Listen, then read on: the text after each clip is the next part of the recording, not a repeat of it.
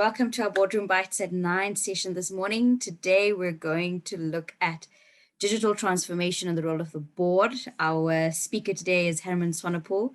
He's the current Visionary CIO Award winner, and I'm not going to go into much detail because he's going to tell you a little bit about his background to give some context. For those who may have never joined us before, we do have the chat room where you can communicate with other members and say good morning and tell us where you're from, etc. But if you've got a question that you'd like to ask Herman, please can you put that in the Q&A box you'll see on your menu tab below. There's a Q&A function, pop it in there so that we don't lose your question in the chat room. Also, if you would like to ask your question live, you can raise your hand and I will enable your talk functionality so you can actually interact with us live as well. So enjoy the session, and Herman, I'm going to hand over to you and I'll see everyone back again when we do the Q&A. Thank you, Vicky, and morning everyone. I see it's from all over. I was in Cape Town last week and the weather was just stunning, so I really missed that. But Vicky, let's start. If we can go to the next slide. Just quickly some background on myself. Herman Swanepoel, as Vicky introduced. I have about 25 years experience in innovation, digital transformation, business process, governance and technology, working for various industries and primarily in technology and innovation, but integrating people, process and technology as part of mergers and acquisitions, local and internationally. I'm currently fulfilling a few roles, Chief Information Innovation Officer, HR Executive and some operational executive roles, and also part-time doing lecturing for master students in digital business. So that's a global MBA in digital business at the Ziggurat Innovation and Business School in Barcelona, Spain. And they also work closely with international executives, especially in Europe, focusing on business digital transformation and so forth. And then, just the committees, representation, audit, risk, remuneration, retirement, and some board committees. Obviously, I'm a member of IODSA and Visionary CIO South Africa 2021. On the just some of the things at the bottom there. That I participated in digital transformation and financial services, so quite active in global webinars, mostly international audience, where we talk about some case studies and challenges and what to do. And then also I've done a few around business internationalization, again, looking at digital transformation and competing locally and internationally for several organizations on the international front. And just talking to the attendees about solutions and challenges and strategy and so forth. A few articles I've done, but yeah, there's a lot of those things. And then quickly, qualifications, did a strategic innovation through Oxford University program. And global master's degree in digital business, that's through Ziggurat, also part of University of Barcelona. Did a master's in business administration, Edinburgh Business School in Scotland, various IT and technical qualifications, and several international certifications in process governance and some technical ones as well. But that's just me in a nutshell. So quickly, just from a high level perspective, Vicky, you can change to the next slide for me, please. Looking at digital transformation and the role of the board. And, some of this, I think many of you have experienced or are quite aware of, but just from a background perspective, we've seen, in the past years, what the result was and what organizations did. And there was a continuous focus on digital agenda and transformation across all industries and geographies in many organizations as they faced this uncertainty. COVID-19 obviously was speeding up that significantly, and some organizations took the advantage and they were quite successful where some others were not that successful. But we've seen that additional channels fill that gap for the customers. And we've also seen now, post the outbreak, obviously that is being sustained, and obviously that momentum is continuing. So various research looking at technology and related spending, we can see that it's not always aligned with the overall strategy of organizations. It can be capital intensive and obviously difficult to understand for many directors and non-executive directors as well. And then obviously we know that the latest technology innovations are redefining how organizations connect with their customers, vendors, investors, stakeholders, and so forth. So the question really then is, can organizations afford to fall behind? So in saying that, it is important that boards play a role in a company's digital transformation journey. And even though there's an oversight requirement, I think very much aligned with the strategic plan, the risks and change management, and opportunities that are being derived from that. Vicky, sorry, next slide.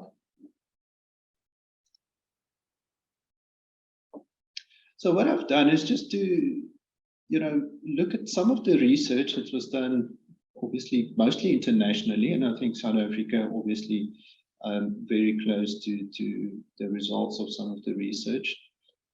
If we look at the topic of boards and digital, AMPROP did quite a bit of research and some other organizations as well. But I found that just 5% of board members, in non-tech organizations have digital competencies. And, on the right, if you look at the pyramid there, that is some of the research in the same document that look at the pyramid of digital frustration. And if you look at it, you'll see that 70% there is unsupportive boards.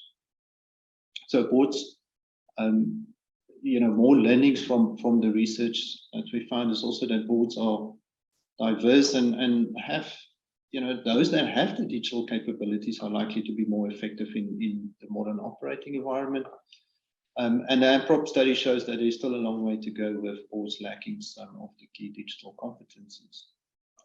So obviously companies that do take the measures now may find that the lack of digital skills at the top of the organization hampers their progress. And in another research conducted by ThoughtWorks, they found that growing businesses are more likely to be or to make technology decisions at the board level compared with organizations with low or zero growth. There's also some MIT research that suggests that companies with digital savvy leaders and boards far outperform their peers. So yeah, it is then that the best performing boards are also more willing to confront internal and external realities. We know that. And then, looking at the various research, it does suggest that boards succeed better in leading transformation and creating future opportunities, and also more likely to develop additional income streams and capabilities. Vicky, next slide. All right. Okay, so looking at organizations and why do they actually fail? In my interactions with some of the students and many executives, actually worldwide, many of these things are sort of known or realized after the fact. And I've tried to combine some of the very important ones here to share with you today. So firstly, no buy-in from organizational leadership or top management. So obviously that starts with the board as part of the strategy. If there's no buy-in, it's going to be very difficult to gain momentum in terms of the digital transformation journey. A lack of clear digital transformation strategy. And I think an important question there to ask our board members, does it add value to the business? Does it change the core of the business? So without a relevant digital technology knowledge, a board member's contribution to that decision-making will be limited. And, by asking the right questions, one might get the answers and then can derive the strategy from there. Failed adoption of technology. So employees need to know how to use it, obviously, before they can move forward. And this is vital because many organizations have embarked on this digital transformation journey without looking at the culture, the agility, the behavior, all those other elements that are important for a successful transformation journey. Because it's not just about technology. So you get resistance from employees and driving the actual adoption using the new tools and processes. So if you don't have that buy-in, it's going to be very, very hard to actually transform. So that change management is important. Management or executive needs to deal with that resistance and the fear. So there are several solutions to do this, but it's another important topic one can talk about and discuss. And then the next one is not considering the governance impact and potential ethical issues of digital transformation. So that culture shock, competing priorities, talent deficits, very important to look at. So the goal is purely on the outcome, and technology therefore is an important aspect and they shouldn't be neglected. So not hiring the right talent. I think we've seen it in many organizations. This is extremely important. And as many boards have discovered, simply recruiting a digital expert does not necessarily solve the digital for the business. And many organizations internationally, and I've seen it in South Africa as well, appoint a CIO or Chief Digital Officer, and then there's a bit of an expectation that, this is the person with the magic wand that's going to make it happen. And just to find that there's very slow progress or failure, or it doesn't actually happen. And the reason for that is that that individual alone does not, can't do it without the necessary skill and support from the board and also the fellow executives. If a person is skilled in just technology, it is an important component or an important skill you have.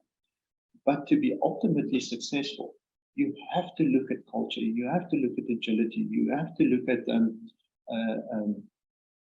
the digital culture and the enablement of transformations, things like employee engagement, which is very important as well. So that multi-skilled requirement is extremely important, either in an individual or perhaps as an executive team. So the question is, do you have well-rounded executives that's skilled in digital business acumen, innovation, culture, and so forth? And then lastly, the lack of engagement with an organization and insufficient investment in building capabilities across the organization to sustain the change. So employee engagement is really important, because if you look at engagement, and this is non-technical, and hence my point in saying that it's a technical person in itself can't enable this transformation. So you have the support from the board, you have the investment capability, and ultimately there's a layer in the workforce that you have to take care of and ensure that you have that employee engagement. And because engagement leads to creativity, which leads to innovation, which can be a catalyst for transformation. Next slide, Vicky.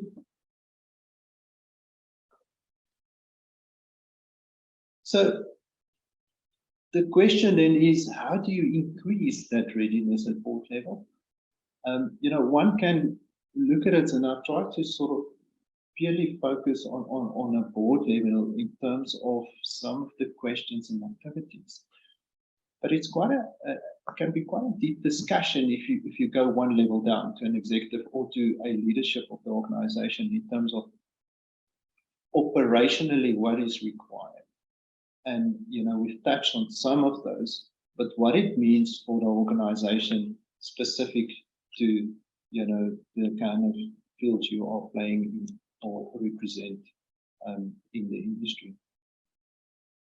So we know that boards typically look forward, so reviewing a company's past results, and that is important, but a more balanced approach is needed where boards spend more time looking ahead and also assisting the C-suite considering the right digital strategies. Obviously, for boards, it is important to understand the goals of digital transformation and how they link to the company's business strategy. And if we look at some of the subsections pertaining to that, it's all about being informed, proficient, and empowered enough to advise the C-suite or the executives of the organization in making the strategically solid technology decisions. So it's really about asking the right questions. What do the customer want, and how can digital actually assist? Now, how will you ramp up that customer adoption and decrease the cost of the customer acquisition when the digital shift happens within your organization? So it's about the readiness, the plan, and just have that alignment between the board and the executives in terms of the specific topic. So also understand whether specific technologies could support your strategy or help the organization react to changing conditions or achieve strategic organizational goals. And then the board members must understand how technology trends can empower the organization and help them achieve their strategic and financial goals. So I think that one speaks for itself. The board governance role remains as that. It's a function of the board, but the board can adapt its governance and pace of decision making to fit the current business climate. So we've seen that frequent disruption and capital allocation are shifting rapidly towards technology in many research and studies conducted with CEOs and executives of organizations worldwide. So looking at risk and opportunities, ensure that the management has a plan to address the top risks and opportunities relating to digital transformation. So ask the question, where's the value and what is the risk? And I think that is an important one. Every organization industry is different. So what is the value for your organization? And asking that question to the executives, because you don't want to digitally transform for the sake of doing it. You want to transform for the sake of value to your operation or business, and consider the risks in the same fashion. So ensure adequate change management. We touched on that. One of the big reasons for failures is not addressing change management. See that culture comes first.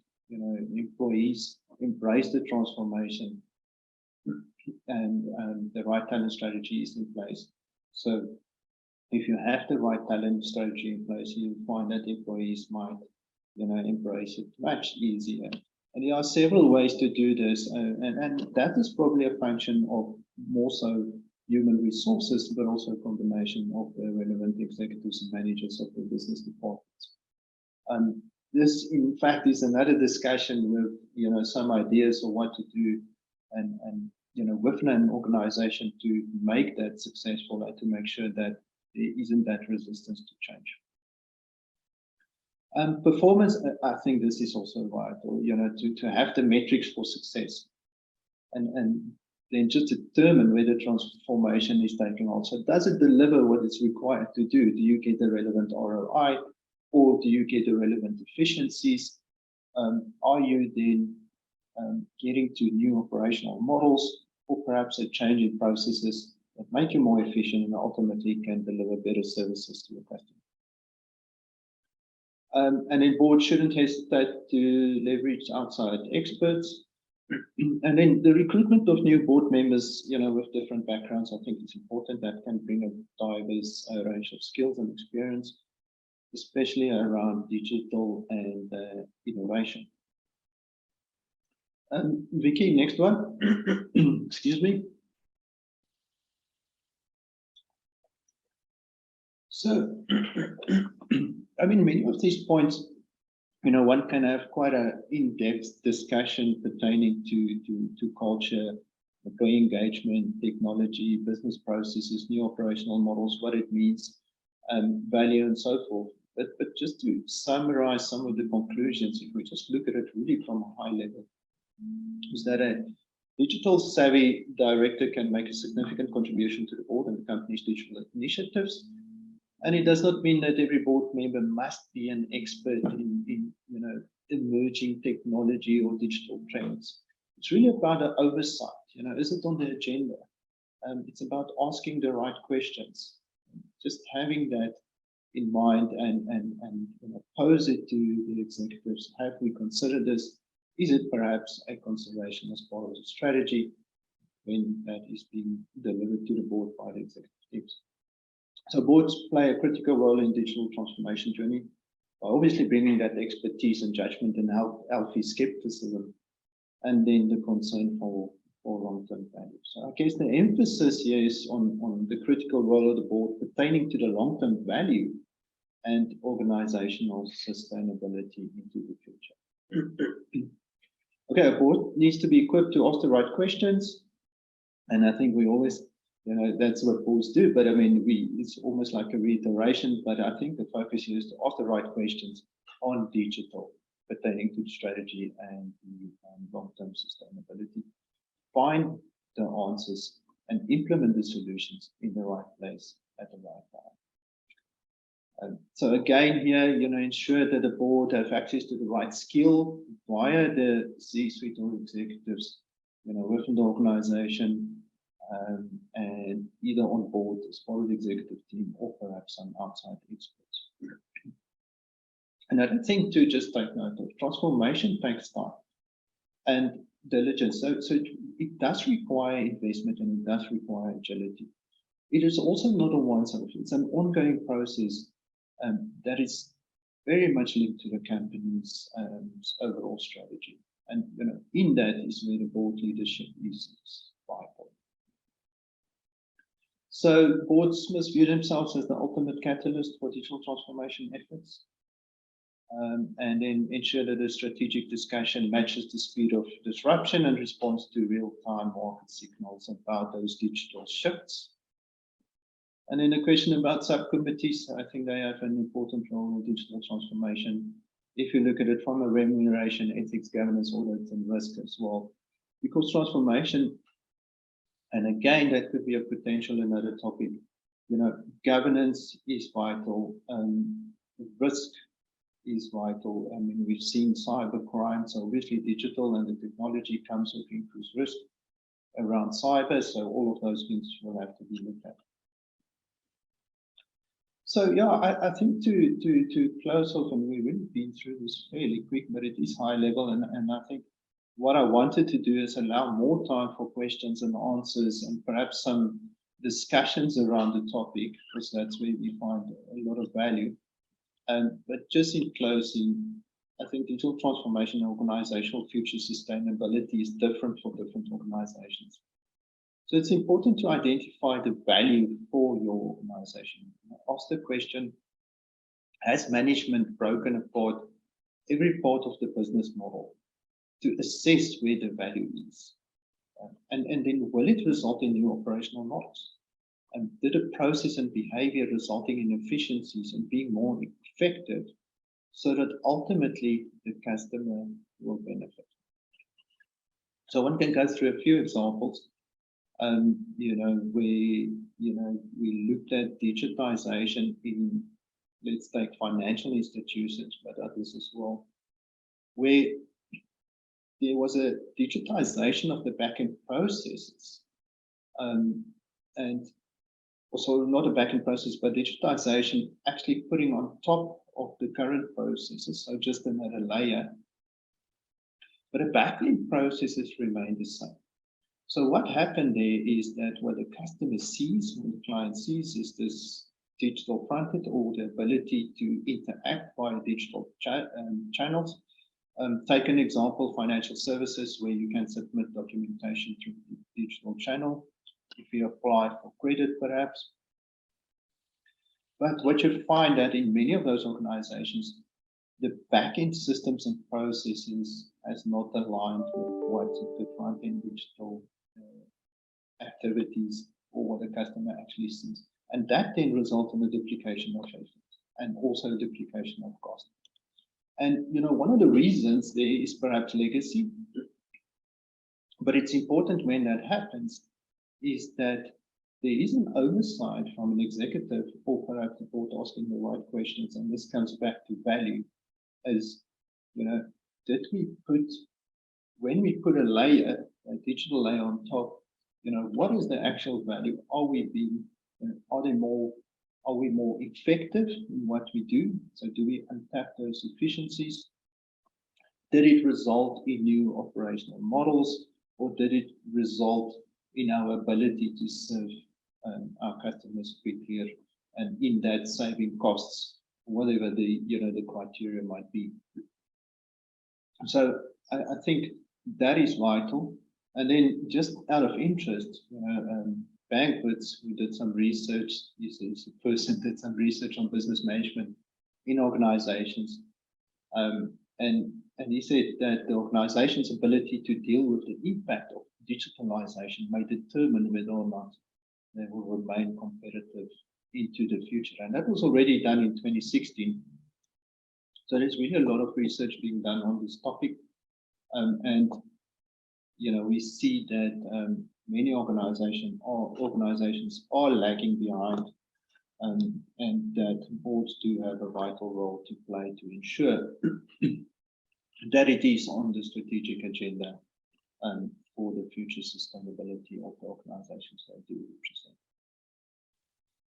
represent. Vicky, I'm very happy to have the discussion, just going through Q&A, and perhaps also, if there's some input from the members on some of their personal challenges within their own organizations, to share that and just talk about, perhaps some solutions or challenges. The next slide is Q&A. I think there we go. Thanks. Thanks, Herman. Yeah, there is a bit of discussion on the chat, I think, with members sharing some Sorry, I didn't follow it. But their views. No, that's fine. I've shared 2 papers with everybody on the chat room as well that they may want to look at. There are a few questions coming in on the Q&A as well, so I'm going to get going with some of those questions. And those who would like to share some of their comments, or would like to discuss a bit more of what they've posted in the chat, are welcome to raise their hand, and we can have a bit of a discussion on that with Herman. So please do raise your hand and share your views. If you have questions, again, please put it in the Q&A, because I'm gonna kind of look at that portion. It's a bit hard sometimes. You miss a question that gets put on the chat group with so many comments coming in. So Herman, one question, the first question that actually came in earlier from Peter was, you want to know how old were some of the studies. I'm not sure which one he was referring to, but the question is, what are the appropriate technological skills needed by a board member? So when we say the board needs to have some digital innovation skills, what do we mean by that, and what would be sufficient? Yeah, they talk about a digital savvy director, and I guess we have different definitions of that. For me personally, it's about understanding the importance of digital in organizations today to ensure, their sustainability into the future, and ensuring that they do remain competitive. Many board members today in many organizations, or let's say many boards for that matter, has a lot of accounting and legal skills. And I think times have changed a bit. You might find that some of those are very much comfortable with technology and digital, and can perhaps ask the right questions, and that is fine. I think for me is, as long as it's on the agenda to say, look, do we have a member on our board that understands the importance of this? And if not, do we have someone that can ask the right questions to management to ensure that we do consider this as part of our guidance of the organization, and our oversight responsibility, especially when it comes to strategy. If not, I think it's really okay to get outside, say, consultants or someone that can assist in that process, and just get the organization out of the blocks. As I try to bring the message through, even though technology is important, it's not just about technology. And I think therein lies the challenge that we've seen some failures in organizations where they leave it up to the people in technology, but they haven't taken into account the impact of the change on the operation. So on the operational models, or the culture, or the agility that's required within an organization. So it's really, it consists of various aspects, and that understanding is perhaps what you require on that level, on the board level, just to ensure that you ask the right questions or ensure that you get the right skills in case you do have a gap.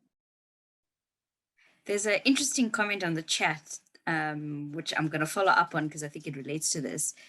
And the comment is, many directors and executives have never played with a PlayStation. So, you know, how will we relate to the new digitally acute customers now? If you think about everybody that are basically online 24/7. So the question is the problem not around the age of some of our board members and executives or CEOs? And have you found a correlation between innovative companies and the age of the board members and executives from your experience? I haven't researched that. I personally also haven't done that study. But yeah, I mean, for me, you know, it's probably hard to say, you know, the older, the less tech savvy you are, but perhaps it is a reality. You know, I think board members are obviously very skilled individuals. And if you're a very skilled individual, I think to grasp technology, it's probably not that difficult.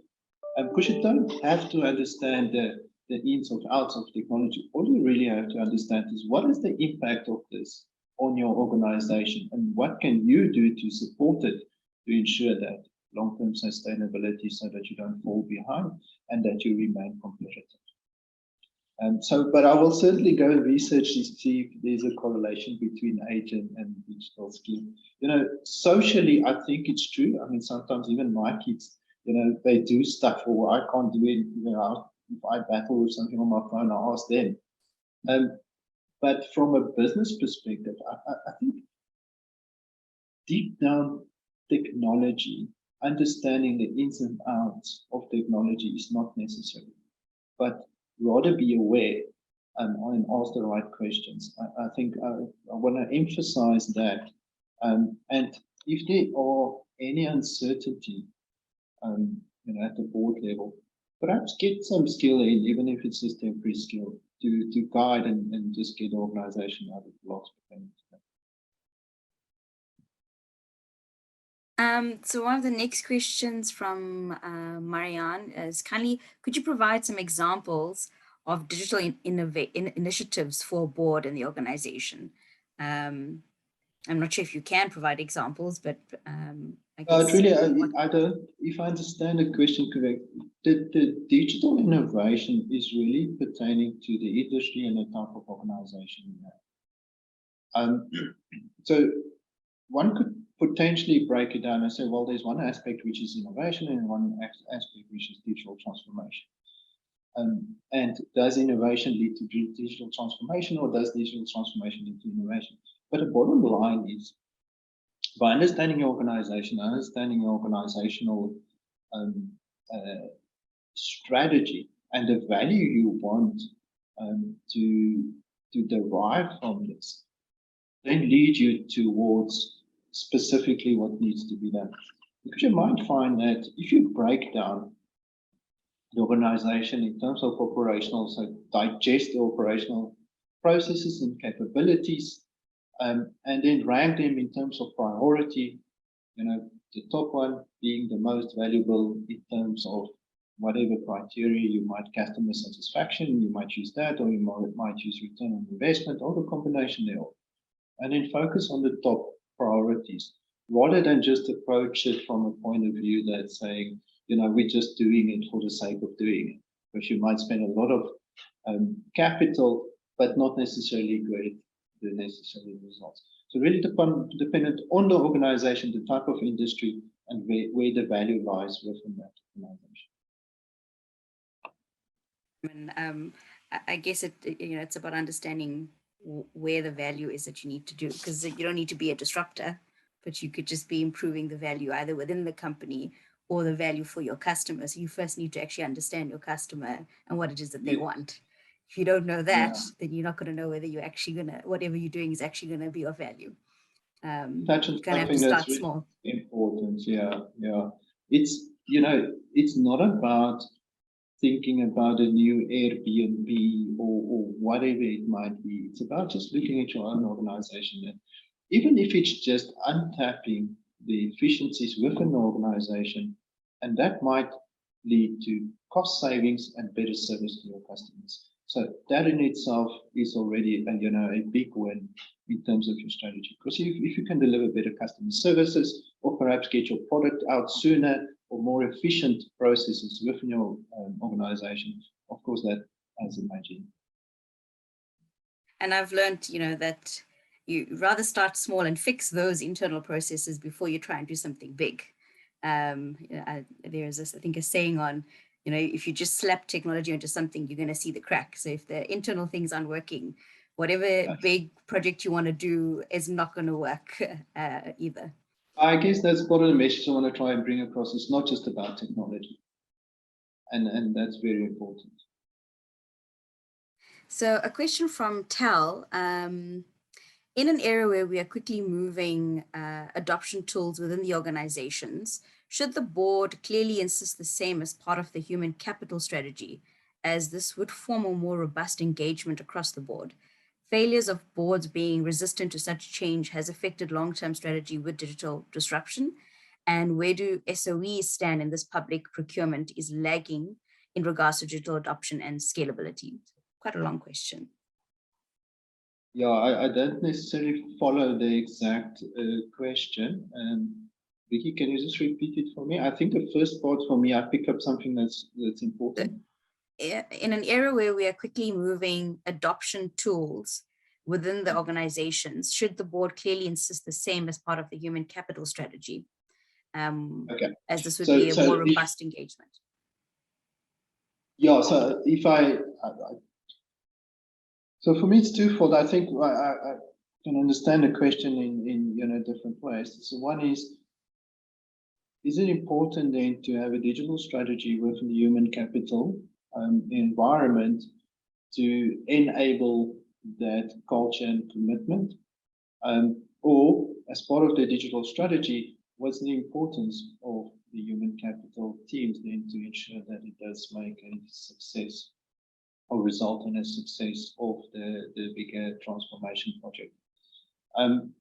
So the second one, I think it's one of the areas that came through in my presentation did say that human capital plays a vital role, that resistance to change, the culture, the digital culture, the agility, and so forth. In fact, by providing, if you want to take it further then and say by providing them some of the digital tools to assist with that process, I believe will also be valuable. Because that will enable two things. It will enable or will assist in, familiarize the workforce with digital tools and also get that message across using, when you have the communication and sort of teamwork and exercises and being part of the project. So facilitate that through the digital tools. But on the other side, if you don't have that within the human capital environment, certainly there's an important role for them to play to ultimately make it successful. And I hope I've answered the question. If not, I think the last slide, Vicky, I will put my contact details on. Very happy to go into more detail if required. Yeah. And I think please also raise your hands. It is quite a big topic, so please do talk to us. I think it'll also be easier to have that kind of conversation. There's a lot of movement in the chat room, and I see a lot of questions coming through. Can I please ask everyone to put your question in the Q&A, because I'm losing the questions that are coming in the chat, because then there's other comments that then follow through. So it's hard to scroll back and find a question. So please use the Q&A there, because it's much easier for me to find them. And then I can also share with everybody else as we answer the questions. I saw there were one or two that asked about Herman, whether, should there be a dedicated or a separate board committee, a digital governance committee, or whatever we want to call it, in place that has these digital savvy individuals that then report to the board and give direction? It's really dependent on the board if they want to delegate a responsibility to some of the subcommittees. Personally, I do think it's the main board should have an important oversight role in terms of because it's so much linked to strategy.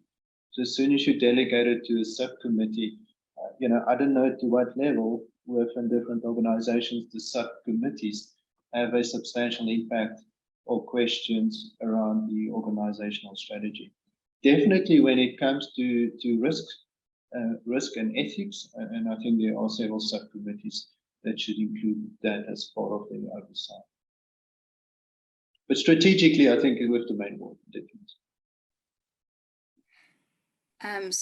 Another question is, I find focus at board levels are mainly on digital risk versus digital opportunities.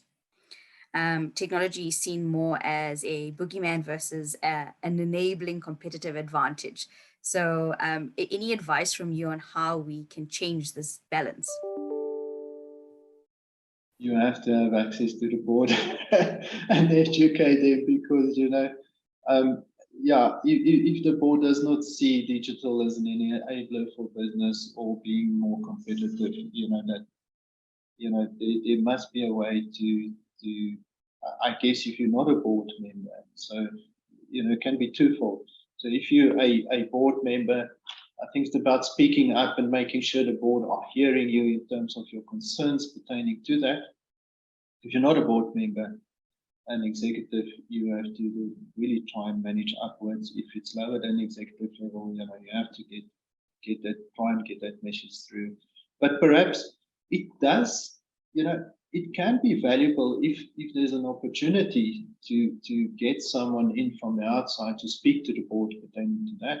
Because as I said, in some of my earlier slides, the board really look backwards most of the time, and that's important and something they have to do. And it sometimes just takes someone within the organization to get an individual from the outside to spend a session with the board as part of their annual training, perhaps, just to spend half an hour and in covering the topic of the importance of digital transformation. I agree. A question from Priya. Some companies pursue a standalone digital strategy. And in his opinion, they cannot be a separate digital strategy. So there should only be a single strategy of which digital is a key component. What is your view on this? I actually was also going to ask you this question as well, and as part of my questions that I had, should you have a separate one, or should it be actually all intertwined? Vicky, can you just repeat, should a company have a separate digital strategy, or? Yes. Or should it be part of your single company strategy, which has a component? Yeah, which has a component that deals with digital. That's quite interesting, and I think it differs from organization to organization, and it really depends where in that maturity level you are. If you ask me, you're going back to the capabilities of the organization. Once you've drilled down, understand your organization and the different capabilities within the organization, you might find that looking at that, you're quite far behind in terms of this digital strategy and digital transformation, in which case you want to incorporate as part of the strategy of the organization. And even if it's just on a high level, to say, we're going to embark on this, we call this digital strategy. That might then result in specific projects and a specific digital strategy that a specific executive or C-suite is then responsible for. But at least it's on the board radar, because they understand that they need it for the organization capabilities. And it's, as I said, really dependent on how many capabilities. So if you break down the organization in terms of the organizational capabilities, where are you in terms of that maturity, and how important is it that, and at what level are you going to then act on this digital strategy? Is it important enough to look at it as an overarching, very important strategy that's being checked and, well, not checked, so that's part of the organizational strategy of which the board has oversight, but also on the KPIs of the executive team. So then, if you look at it from that point of view, then you can obviously get it's extremely important. If you have matured in a way digitally, but you have identified perhaps one or two other capabilities where you haven't matured digitally, and it is important for your specific organization to mature in that space, perhaps a separate digital strategy within a separate team or level is the right answer.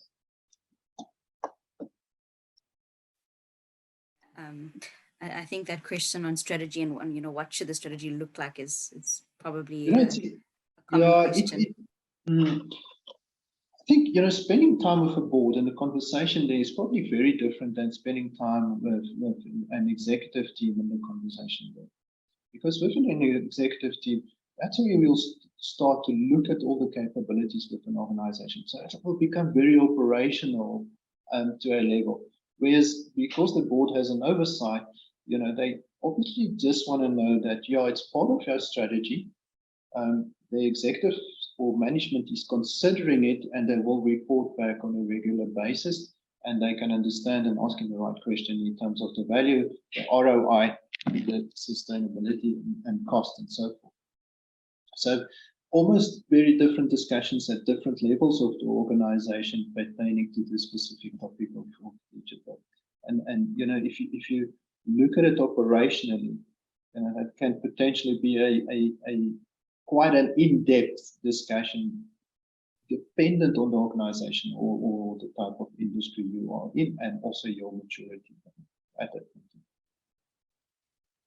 So Rosemary has a question which probably leads from what we're talking about now. And how does someone who's not in Exco raise awareness that their organization is behind with digital transformation? And I think she's got a follow-up to say, where there is no digital transformation strategy or policy kind of in place. So, how do you drive this if you're not in that leadership role?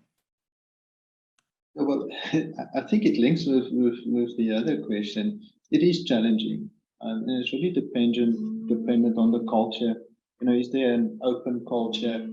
Do you have access to executives, and or do you have access to the board? And can you influence from that perspective? I think the important thing is to show the value.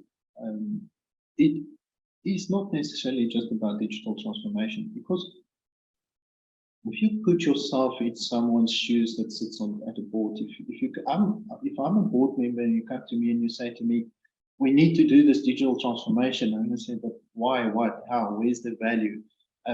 So perhaps being more specific, will assist in more engagement and openness as they can see the value for the organization. In many cases, a comparison with some industry peers, if they are more advanced pertaining to that, that will also, obviously, in terms of competitiveness, raise the red flag to say, what, our competitors are doing this is where we are, why aren't we doing that? And start from that point. And another one, as I said, perhaps get an outside person, if you have access to that, to spend some time with the executives or the board to work through these type of presentations, to just instill some knowledge and ideas around digital transformation and the importance of that. So maybe to follow up on that is, we were talking earlier around, what's the impact of legacy systems or legacy things that are in place as a barrier to digital transformation or innovation in general? Have you seen that often kind of curbs the appetite to do things? Very often, and that's such an important point. Legacy at this point in time is still one of the biggest barriers to digital transformation. So many organizations or organization systems have been stable and functioning for many years, which then resulted in that, no need to replace or to modernize. But it can be a barrier to the transformation activities.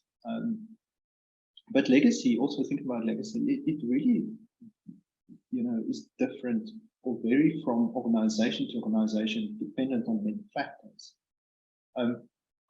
The next important question is, okay, once we've realized that is a barrier to digital transformation within our organization, how do we deal with this legacy? I think in a really high level, and this can be quite an in-depth discussion, once you unpack those things, but on a high level, you have a few options. So the one is replace. So to improve the business or technical value with a new solution. So you replace that legacy. Obviously, with that comes some risks. You have to do a risk assessment, and then also there's an approach in the project to then mitigate the risks associated with that. Retire. I think retire, if you think about legacy and perhaps many legacy systems with some integration points, almost think about it as a process of elimination. So you reduce the number of solutions. So the elimination of a solution as a result of either a conversion or policy on consolidation of systems or software applications. You start there and you just work it through until you have reduced that significantly. There's also an option to what I call retool. Now, retool is to improve a business or technical value with an existing solution. So it's a bit of a modification of the underlying application software. So if you have a legacy system, is there a way to modernize that without impacting business significantly? So we found that many organizations, have fallen behind in terms of the updates and modernization of their systems. Therefore, that system becomes legacy. In some other cases, it is just so old that the vendor or supplier or just that stop developing on the system, and therefore, because it's still working and in use and it's got a big risk to change, they just sort of continue with that. So another option is to resource, so to transfer that responsibility and risk. It is not necessarily you don't necessarily have to do it within the organization. So think about outsourcing or scale of the business as a way to eliminate or reduce that ongoing accountability for managing the solution going forward. So I think all in all, many organizations moving forward with digital transformation, they integrate digital technologies, on top of legacy systems. And that can be done, and we've seen it being done, in many organizations and many banks for that matter, where they have this legacy layer and they put a modern layer on top of that, and that works for them. I think there are two risks pertaining to that. The one is you don't actually deal with the legacy, so you are fairly quick to market. So you have to take into account as a longest term strategy to still deal with that legacy. And if you have that legacy, you obviously have to retain the maintenance, and you have to retain the skill that maintain the legacy system, which can become problematic for the organization. Another one, I think I mentioned it earlier, is then to ensure that that top layer, as part of that modernization layer, and the legacy underneath it, so that there's no duplication in efforts on those different layers, because that will be a costly exercise for the organization as well. But there are a few options, and you really have to look at your own organization, what it entails, break it down, decide on a strategy to deal with legacy, and again, get the board support on that, and then kick off the project and slowly work with it. Thank you. Quite a lot of questions still in the Q&A, and all very different and diverse. So I'm going with who's posted questions earlier. So if we don't get to all of your questions, because we've only got a few minutes left, we will share your questions with Herman, and we'll try and see if we can respond to them afterwards. A question from Mavuso. How do shareholders hold the board accountable for their lack of digital foresight and leadership? And he uses the Transnet as an example and the cyber attack that happened there. And, this should have been foreseen. So, any input from you on that? I don't have much knowledge in terms of shareholders and how they hold, boards responsible. For me, it's about, being a board member. I think there is a responsibility and especially an oversight responsibility. I think ultimately board's priority is to deliver to the shareholders. As one of the things, because you want to keep the organization sustainable, and that's the importance of that. That's why boards are there, and they do exist. if that doesn't happen, I think shareholders, do have a voice, and they can then perhaps, from that voice perspective, in a way get a message across.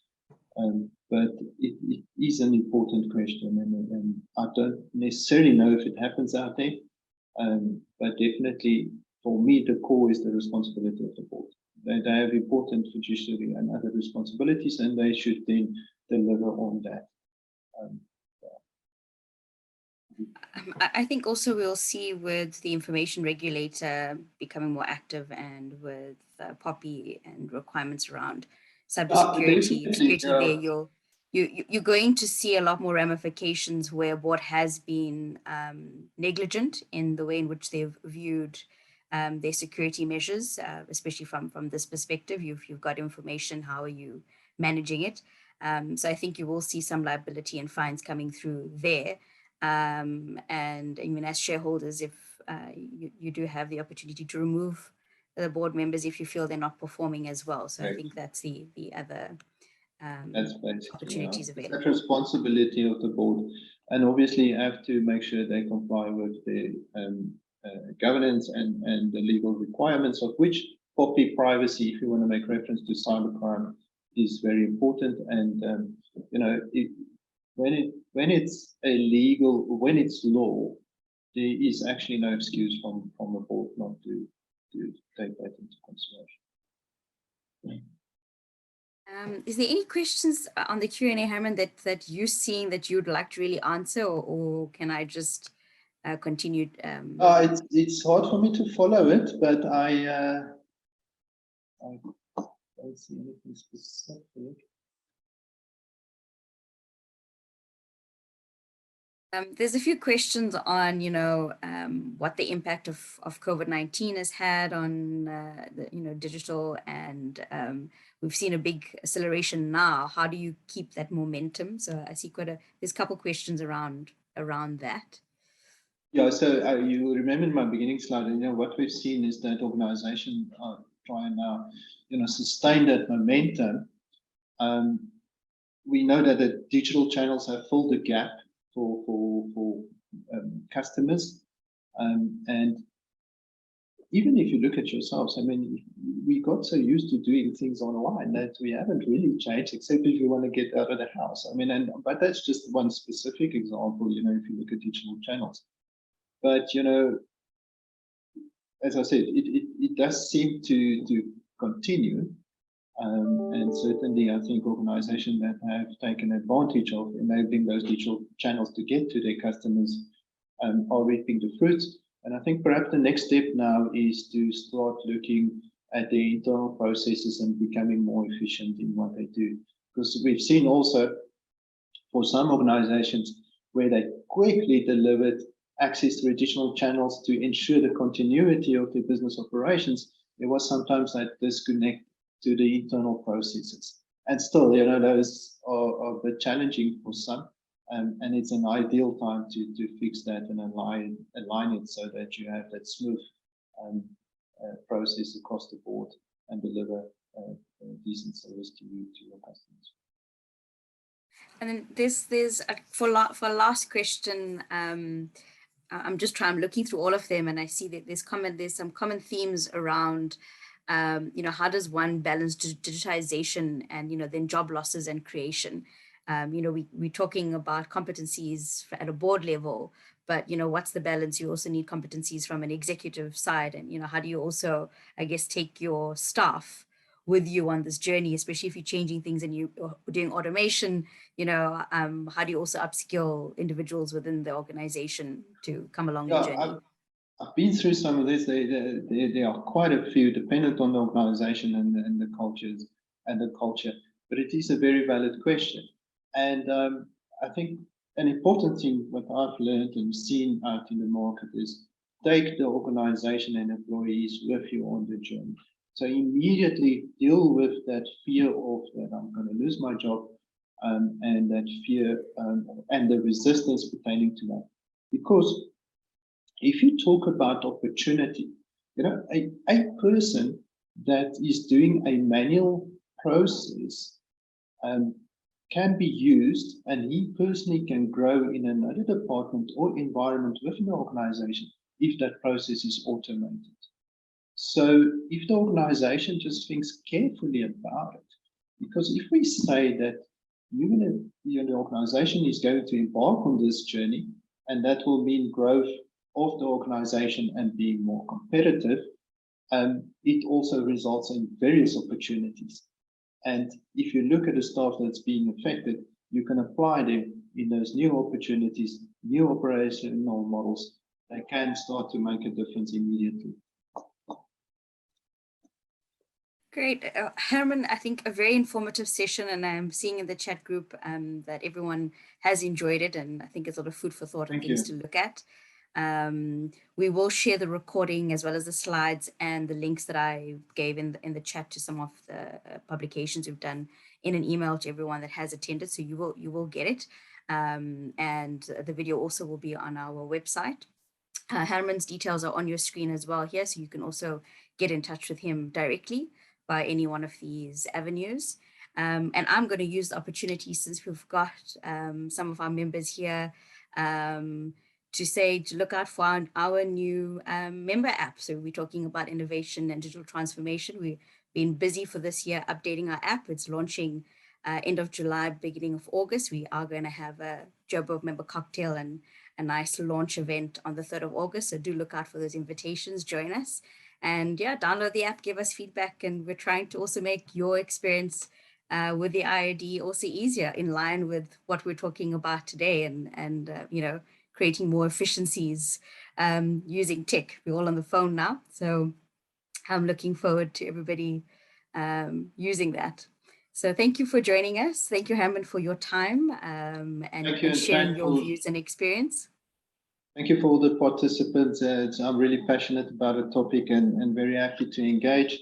And I think one can potentially, take a few of these things that was mentioned today and really have an in-depth discussion and look at specific organizational challenges and solutions pertaining to that.